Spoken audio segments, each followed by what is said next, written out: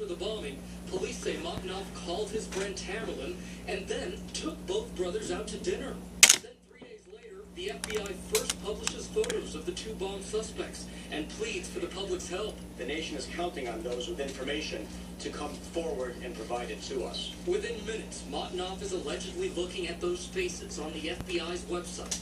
4 hours later, the brothers drive to MIT and allegedly murder MIT police officer Sean Collier. It's reprehensible that this man saw those photographs and did not call the police. If he had, Sean Collier would still be alive right now.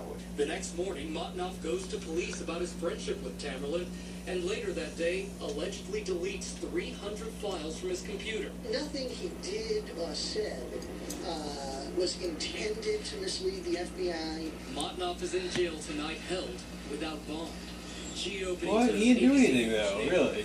Gio, thank you. And now that stunning sinkhole. Just because the cops post pictures of somebody on TV, you're not required to call them if you know who it is, you know? You know what I'm saying? Trailer-sized sinkhole the Central Florida parking lot into a no-man's land early this morning, just before shoppers arrived.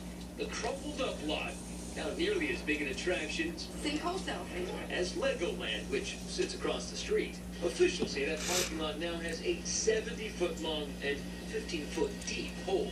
It is the latest sinkhole collapsing homes, backyards, and all along the lake, like this one in Louisiana. Those trees suck. You can't beat this sort of thing. Scientists to say building on unstable land, combined with Florida's heavy summer rains, is why we'll be seeing more and more scenes like this. Matt Gutman, ABC News, Miami. And to one more danger tonight, and this one right in the backyard. Millions of Americans getting ready to swim again for the summer season, but tonight authorities have a warning about an invisible danger in the pool water. ABC's Steve Osensami with the 911 calls and what you can do to test the water.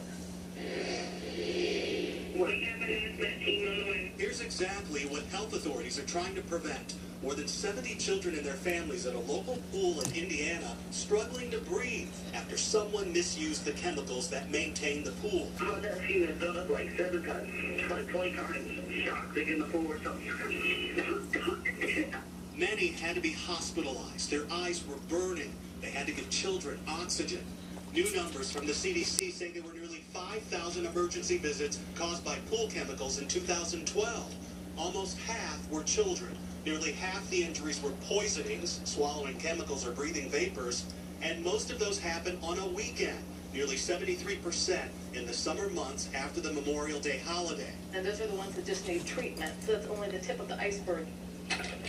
Chlorine, There's nothing hydrochloric wrong acid. again. Pool chemical suppliers warn families to follow the tell you. instructions, apply them close to the water's surface, and store what's left far away from petroleum products. Gasoline, brake fluid, transmission fluid, it can't touch or interact with those products. It will explode.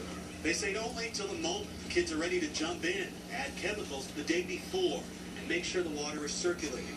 And teach kids to always, always avoid drinking pool water.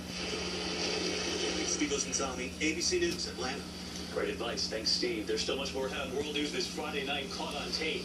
That suburban soccer mom in a supermarket parking lot plotting a murder for hire. Hey. Just listen.